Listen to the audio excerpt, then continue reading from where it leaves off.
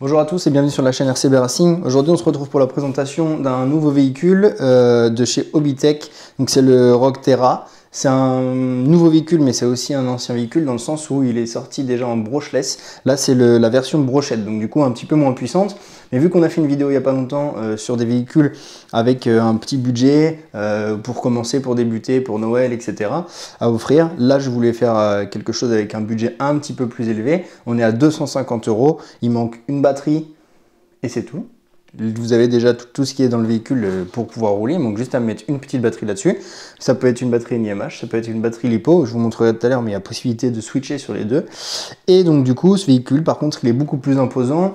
Il y a possibilité de le faire évoluer un peu plus derrière, parce qu'on pourra peut-être changer la motorisation. C'est quelque chose qui réagit un peu plus en termes de conduite, qui a un peu plus de choses à montrer.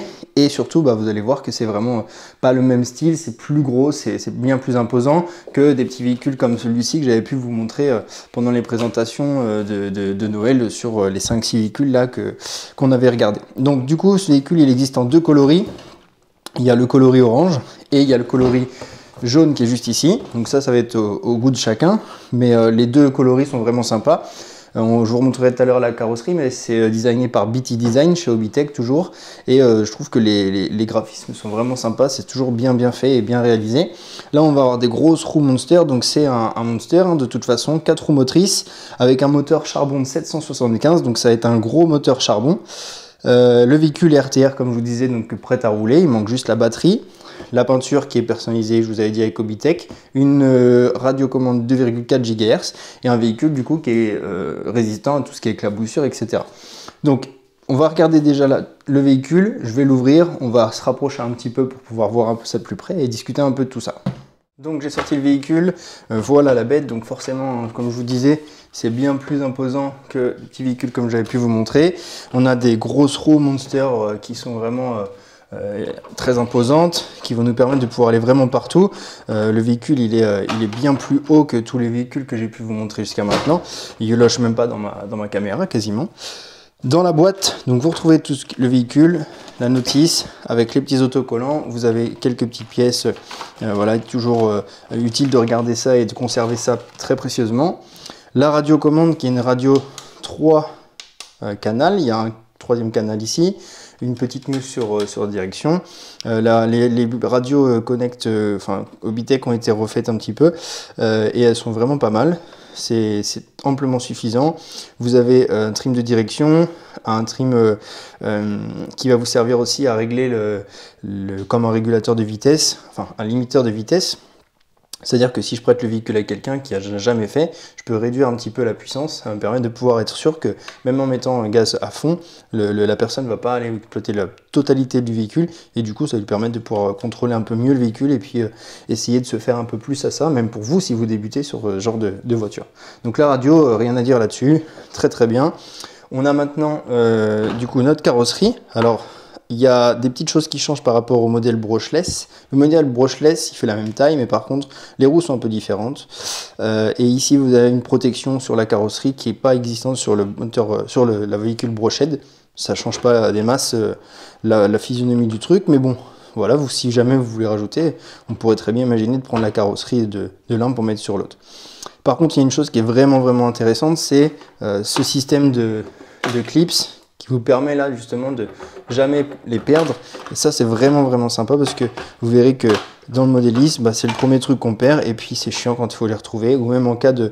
C'est un véhicule qui est certainement destiné à faire quelques cascades, donc c'est potentiellement des choses qui peuvent s'enlever. Là au moins, même si ça s'enlève, ça reste sur la carrosserie et du coup je peux les retrouver facilement.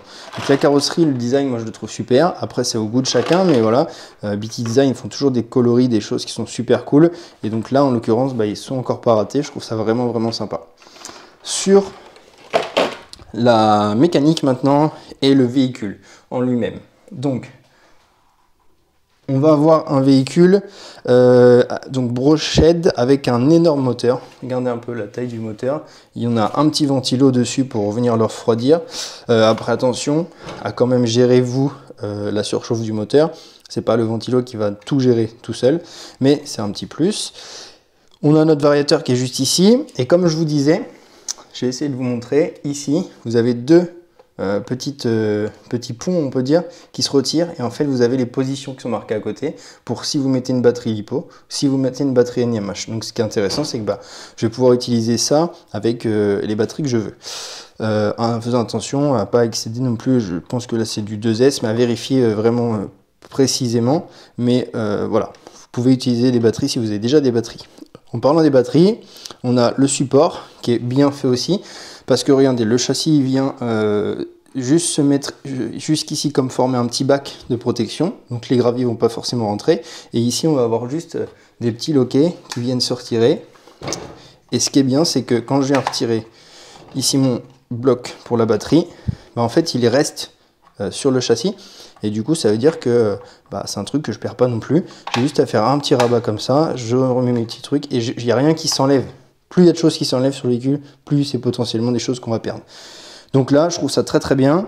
Ça nous permet d'avoir une batterie qui est bloquée et qui ne bouge pas.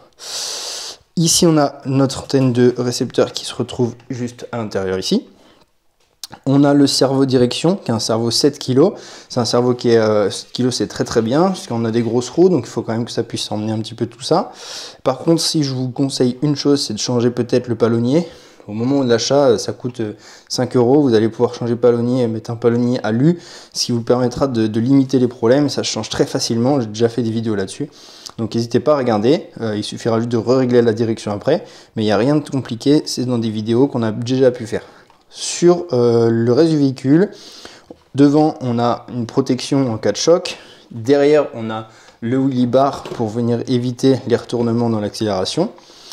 Et ensuite, donc, un châssis qui est pas en aluminium, mais c'est du plastique maintenant, des plastiques très résistants. De toute façon, il est creusé un petit peu, et ça, je trouve ça intéressant, parce que ça évite que tout vienne frotter là-dessus. Et en vrai, un peu même style grossier, mais peut-être un peu de crawler, ça pourrait faire du franchissement, et on a quand même du débattement, etc. Enfin bref, c'est vraiment une voiture, je pense, qui peut faire un peu de tout au départ, et on peut s'amuser tranquillement. Pour ce qui est des suspensions, on a des suspensions gros volume, avec un corps plastique et une tête d'amortisseur en alu réglable, donc du coup je vais pouvoir jouer un peu là-dessus. Pourquoi pas, peut-être, je vois derrière là c'est un peu plus résistant, devant c'est un petit peu juste, on pourrait très bien changer l'huile pour mettre une huile un peu plus visqueuse ou quelque chose comme ça, mais voilà, ça c'est à vous après de voir et de faire vos petites choses. On a donc des cardans ici qui doivent être des cardans homocinétiques avec pareil notre axe qui vient traverser ici, et tout est bien caché. Donc les pignonneries ici, il n'y a pas de souci, il ne va pas y avoir de cailloux qui rentrent dedans. Donc ça, c'est vraiment un bon point. Voilà pour le véhicule. Je pense avoir fait à peu près le tour. On va le tester, on fera une vidéo là-dessus. Si jamais vous avez des questions pour peut-être faire des tutos, des choses que vous voulez voir dessus, il n'y a aucun problème. Dans tous les cas, je pense essayer de le passer avec un moteur plus puissant pour voir ce que ça donne, mais on testera déjà comme ça. Voilà, merci à vous, au revoir.